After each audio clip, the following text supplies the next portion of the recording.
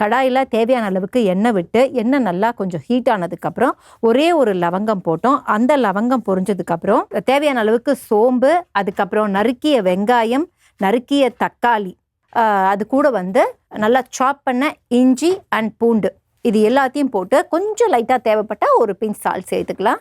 So அதுக்கப்புறம் நம்ம என்ன பண்ணோம்னா மறுபடியும் ஒரு கடாய் எடுத்துக்கிட்டோம். அந்த கடாயில் தேவையான அளவுக்கு எண்ணெய் விட்டு பட்டை, கிராம்பு, ஏலக்காய் இது எல்லாத்தையுமே போட்டோம் தேவையான அளவு.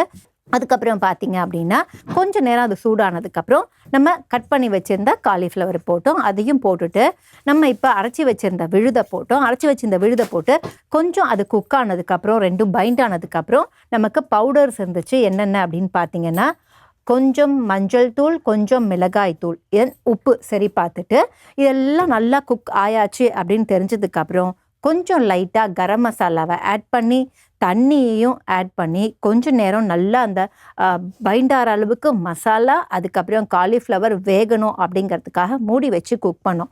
மூடி வச்சு குக் பண்ணதுக்கப்புறம் நம்ம அரைச்சி வச்சுருந்த உடச்சக்கடலை அண்ட் தேங்காய் விழுத தேவையான அளவுக்கு போட்டு நல்லா பெரட்டி ஒரு அளவுக்கு எடுத்து வச்சுட்டு கொத்தமல்லி தூவிட்டீங்க அப்படின்னா இதுதான் காலிஃப்ளவர் குருமா.